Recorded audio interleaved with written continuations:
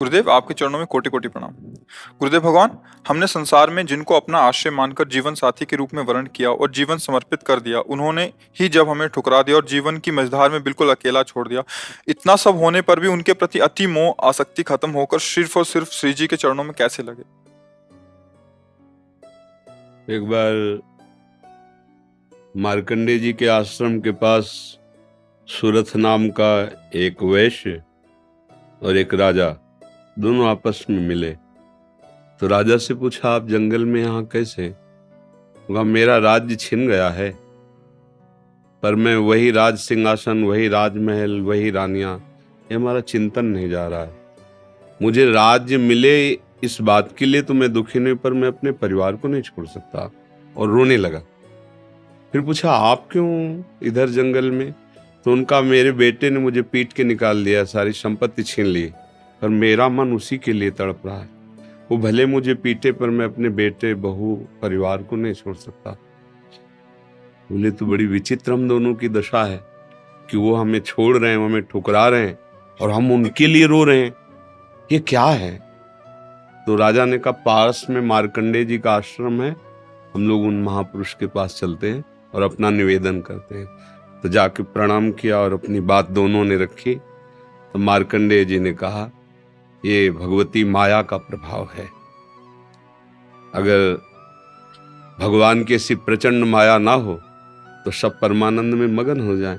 ये माया ही, वो हमें धोखा दे, वो हमें ठुकराए, पर हमारा मोह, हमारी ममता उससे बिलग नहीं होती है। अब उससे हटने का एक ही उपाय है, साधन को हरिभजन है, कै सत्संग सहाय।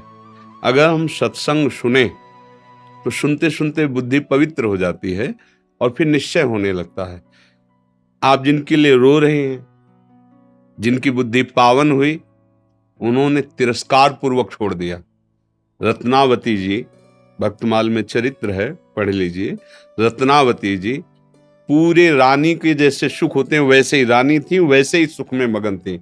कोई हरि भक्ति, कोई भजन, कुछ नहीं।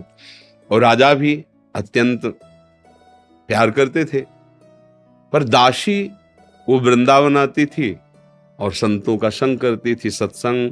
तो उसके हृदय में गोविंद के चरणों में प्रीति उत्पन्न हो गई।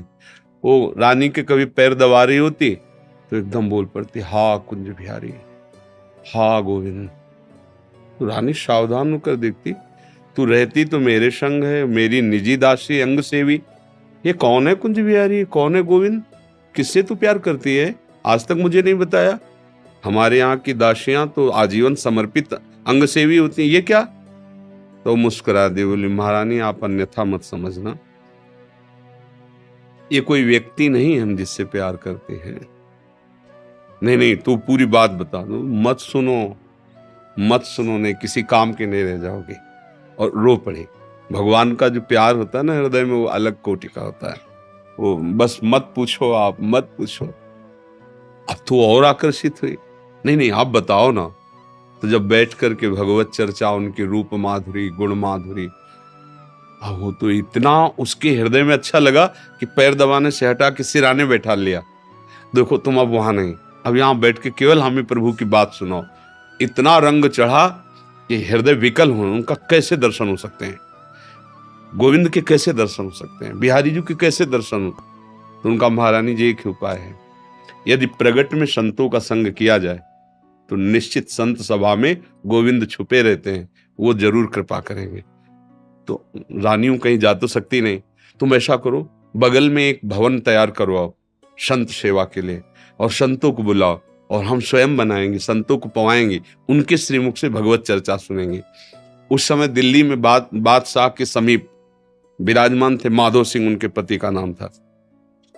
अब रानी का हुक्म, महल के निर्माण हुआ, पास में संतों, और खिड़की से वो दर्शन करती, फिर सुंदर भोग पधराती, जाके सब संतों को पवाती। ये जब सूचना पहुंची राजा के बाद, बिना हमारे आदेश के संत निवास बन जाना, संतों के बीच में, रानी को ऐसे कोई सहज थोड़ी देख सकता, जाना सब। तो हुक्म कर दिया, बिल्कुल नहीं, संतों के समीप जाना बंद, ये सब बिल्कुल, क्योंकि एक राज मर्यादा होती है ना। और कुछ कठोर शब्द कहे। तुरंत नाई को बुलाया, अपना मुंडन कराया और संतों के बीच में बैठ गई। बोले, आज से राज अन्न का त्याग। अगर मैं कहीं रानी हूं, कहीं भी किसी भी अंग में, मैं उसे रानी नहीं रहने दूंगी जो मुझे संत और गोविंद से दूर कर दे। कदाप। ये जब सूचना पहुंची को तो मुड़ मुड़ा के बैठ गई। सोचा ये तो मतलब भारी के भारी अपमान, इससे ज्यादा क्या हो सकता है। अगर मैं मारता हूं तो प्रजा विरोध में हो जाएगी, इसलिए इसको मारना तो है। बोले, एक जंगली सिंह लाओ और छोड़ दो, तो संतों को, रानी को, सबको मार डालेगा वो। ऐसा ही किया गया। सैनिकों ने जैसे चारा रख के, बकरा आदि रख करके पिंजड़े में सिंह को बंद करके लाए और दरवाजे पे को। वही दासी जो उनकी गुरु थी, वो आरती की सामान दे रही थी और पूजन की थाल लेकर वो ठाकुर जी का श्रृंगार कर। दासी ने कहा, महारानी सिंह। जो ही पिंजरा से खोला गया तो ऐसे मुड़ी, उनका सिंह नहीं नरसिंह, भगवान पधारे। थाल लेके सिंह ऐसे जैसे कोई गाय ना, सीधी गाय हो, ऐसे तिलक लगाया, आरती की, प्रणाम किया। ऐसे सब देखते रह गए। फिर लौटा सिंह को मारी छलांग, तो जो ऊपर बालकनियों में खड़े देख रहे थे ना मानसिंह के आदमी, फाड़ के फेंक दिया और गुर्राता हुआ भाग गया। अगर हम अपनी भक्ति के रंग में आ जाएं तो फिर हमारा ये माया मोह संसार नष्ट हो सकता है। अन्यथा हमारे शब्द तो जरूर अच्छे नहीं लगेंगे, पर सही पूछो तो कृपा है जो असलियत का पता चल रहा है। यहाँ कोई किसी से प्यार नहीं करता। अपने सुख स्वार्थ की जब तक पूर्ति लगती है, हमारा मन जब तक राजी है, तब तक हमें आपको प्यारे कहते हैं, अपना प्यारा बना लेते हैं। और जब हमारा मन कहीं और राजी हो गया तो आपकी तरफ देखते नहीं। संसार का ये स्वरूप, पर मेरे प्रभु का ऐसा स्वरूप नहीं है। सबरी मैया कोई ऐसा थोड़ी बहुत रूप ऊंचे कुल की, ऐसा नहीं था। सबर जंगली जातियों में आती है उनमें, लेकिन भगवान की भक्ति से बड़े बड़े ब्रह्म ऋषियों के आश्रम में भगवान नहीं गए, सबरी माता के।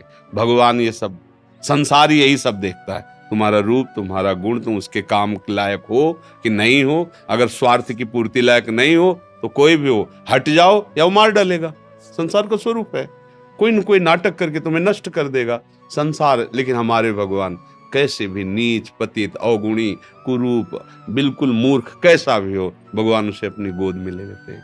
तो एक ही उपाय है, भगवान के चरणों का आश्रय लेना, वही परम पति हैं।